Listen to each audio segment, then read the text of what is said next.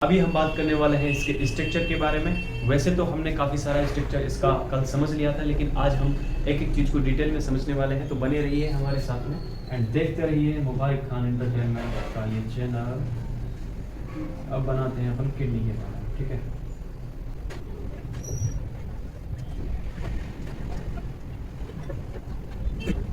दोस्तों ये जो है ये कहलाती है आर्टरी, ठीक है। क्या बना दिया है, सॉरी, ये हो गई रीनल आर्टरी। भाई ये क्या काम करती है, ये ब्लड लेके आती है इसको। अगर ब्लड लाएगी नहीं तो कहाँ से सप्लाई करेगी, कहाँ से ये साफ करेगी उसको, तो ये ब्लड लेके आती है, ठीक है।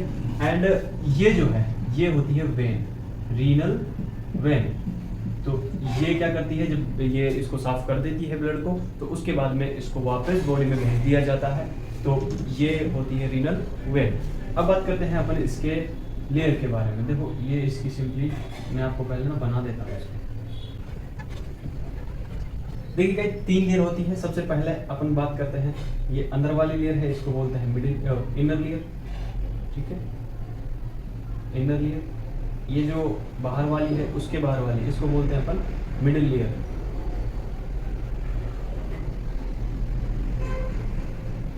और ये सबसे बाहर वाली जो होती है इसको बोलते हैं अपन आउटर लेयर। सिंपल है, यहाँ तक कोई प्रॉब्लम नहीं होगी आपको, है ना। उसके बाद में अपन बात करते हैं कि इसके अंदर कुछ होते हैं पिरामिड्स, मतलब ये कुछ ऐसे टाइप के होते हैं। तो सिंपली मैं इनको बना रहा हूँ आपको समझाने के लिए।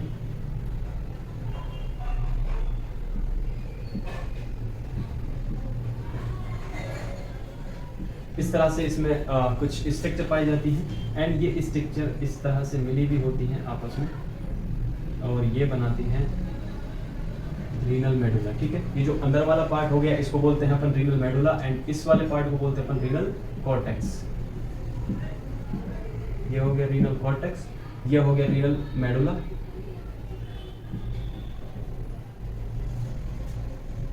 ये वाला जो पार्ट है ये अंदर की तरफ धसा हुआ पार्ट है, मतलब ये कॉर्टेक्स वाला पार्ट है, और ये अंदर पेनिट्रेट करता है। इसको बोलते हैं अपन रीनल कॉलम्स, मतलब ये कॉलम की तरह लग रहा है इसलिए इसको बोलते हैं रीनल कॉलम। अभी मैं डिटेल्स में आपको इसको पढ़ाने वाला हूँ साइड में।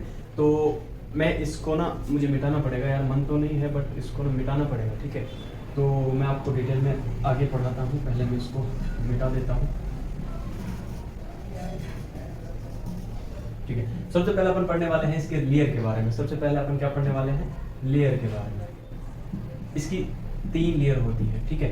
3 लेयर होती है। सबसे अंदर वाली सबसे पहले अपन बात करते हैं अंदर वाली की। अंदर वाली को क्या बोलते हैं अपन, इनर लेयर।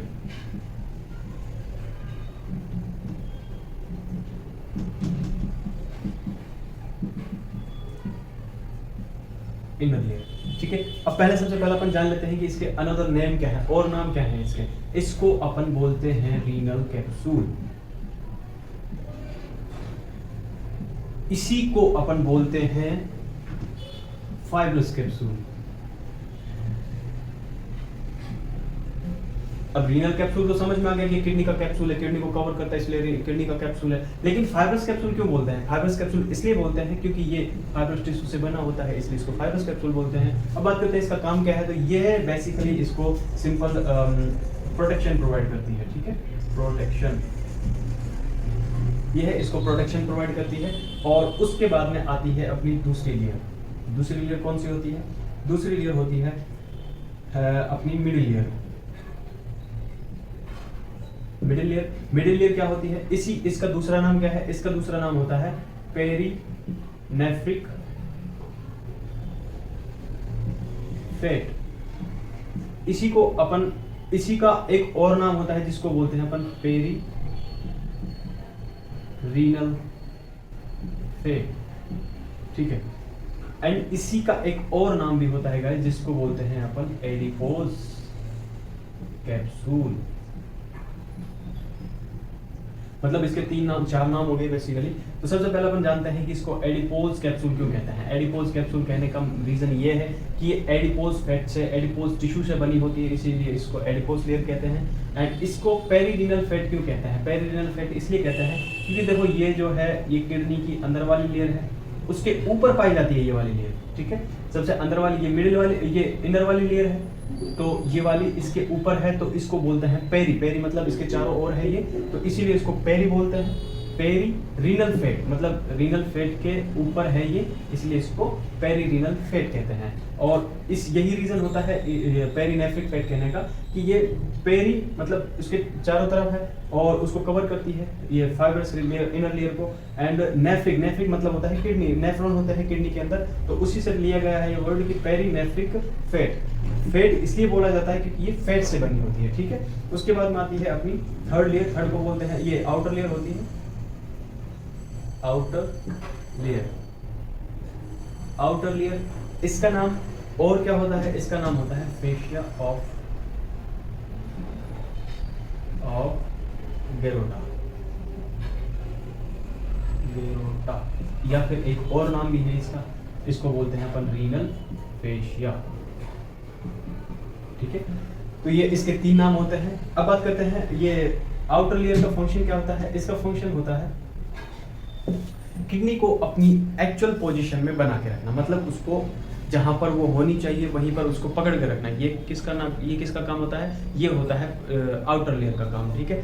ये डेंस कनेक्टिव टिश्यू की बनी होती है। किसकी बनी होती है, dense connective tissue, dense connective tissue की बनी होती है। अब बात करते हैं कि डेंस कनेक्टिव टिश्यू क्या होता है। मैं आपको थोड़ा सा इधर डिटेल में समझा देता हूँ। डेंस कनेक्टिव टिश्यू का मतलब होता है, देखो 2 तरह के टिश्यू होते हैं, कनेक्टिव टिश्यू 2 तरह के होते हैं। एक होता है डेंस कनेक्टिव टिश्यू, एक होता है लूज कनेक्टिव टिश्यू। अभी लूज कनेक्टिव टिश्यू जो है उसमें तो मतलब ये फाइबर्स के कुछ ही लेयर होती हैं, लेकिन जो डेंस कनेक्टिव टिश्यू होता है उसमें बहुत सारी लेयर होती है फाइबर्स की। मतलब ये मान लो कि ये बहुत टाइट होता है एंड अपन इसको ना ऐसे पकड़ के खींचे ना, खींच नहीं सकते इसको ना, ये बढ़ेगा ना ये छोटा होगा, तो ये फिक्स है, मतलब ये बहुत ज्यादा टाइट है, हार्ड है, तो इसको बोलते हैं। ये वाला कौन सा है, ये है डेंस, ठीक है, ये डेंस कनेक्टिव टिश्यू है। ये वाला है loose connective tissue. Loose connective tissue मतलब इसमें 2 फाइबर है। अब मान लो जैसे कोई रबड़ का टुकड़ा है, अभी एक इसमें इन दोनों को अपन बांध दें, ठीक है, इन दोनों को अपन बांध दें। एक इसमें तो पहली बार तो हमने लगाया इसमें 3 या 4 फाइबर, ठीक है, दोनों को 3 या 4 रबड़ के टुकड़ों से जोड़ दिया। अभी अपन इनको खींचेंगे तो खींच सकते हैं, फ्लेक्सिबल है, इनमें इतनी फ्लेक्सिबिलिटी है कि अपन इनको खींचेंगे तो ये खींच जाएंगे, ठीक है। लेकिन अगर इनको 10-20 अच्छे से बांध दे, 10-20 रबड़ इनके अंदर कनेक्ट कर दे और फिर अपन इनको खींचने की कोशिश करें तो नहीं खींच पाएंगे, क्योंकि ये बहुत ज्यादा हार्ड हो गए, अब ये नहीं खींच पाएंगे। तो इसीलिए इसमें सिर्फ इतना ही फर्क है डेंस और लूज वाले में कि जो लूज कनेक्टिव टिश्यू होता है इसमें कम फाइबर होते हैं एंड जो डेंस कनेक्टिव टिश्यू होता है इसमें बहुत ज्यादा फाइबर होते हैं। तो ये जो आउटर लेयर होती है ये डेंस कनेक्टिव टिश्यू की बनी होती है एंड ये है रीनल को अपनी नेचुरल पोजीशन में बना के रखने के लिए जिम्मेदार होती है। इसीलिए यहाँ पर एक टर्मिनोलॉजी आती है जिसको बोलते हैं अपन नेफ्रोप्टोसिस। नेफ्रोप्टोसिस इसका दूसरा नाम भी है floating of kidney, floating of kidney. तो अब इसका मतलब क्या है, देखो फ्लोटिंग का मतलब होता है तैरना, ठीक है। अब आप लोगों के दिमाग में आ रहा होगा कि किडनी का तैरना ये क्या है। किडनी का तैरना, ये किडनी का तैरना ही है सिंपली। इसका मतलब होता है कि अगर इफ डेंस कनेक्टिव टिश्यू मतलब आउटर जो लेयर होती है, आउटर लेयर अगर अपनी फ्लेक्सिबिलिटी को खो दे, मतलब मैंने अभी आपको दो टिश्यू बताया, एक तो डेंस कनेक्टिव टिश्यू, एक लूज कनेक्टिव टिश्यू। अगर जो डेंस कनेक्टिव टिश्यू है ये प्रॉपर अपना फंक्शन नहीं करे, ये डेंस से लूज में कन्वर्ट हो जाए, मतलब ये उतना जितना हार्ड होना चाहिए उतना हार्ड ना रहे, तो अगर ऐसा हो जाएगा तो क्या होगा, ये ऐसे हिलेगी ना, घूमती रहेगी इधर उधर, तो ये क्या हो जाएगा, मतलब ऐसा लगेगा कि किडनी तैर रही है हमारे बॉडी के अंदर। तो इसलिए इसको बोलते हैं floating of kidney and nephroptosis इसको अपन कहते हैं। यह किस में ज्यादा होती है, ये एक इंपॉर्टेंट क्वेश्चन है, आता है इस पे कि ये इसके चांसेस किस में होते हैं। अब हर किसी में तो होगा नहीं, हमने देखा भी नहीं है, तो ये होते हैं फीमेल में, ठीक है। तो फीमेल है जो, उनमें होने के ज्यादा चांसेस होते हैं। एंड एक और है जिनमें हो सकता है वो होते हैं थिन पर्सन एंड फीमेल में होने के चांसेस ज़्यादा होते हैं, ठीक है। तो ये 2 लोग हैं जो रिस्क में हैं, संभाल के रखें, देख के रखें, अपनी किडनी का ख्याल रखें और बने रहें।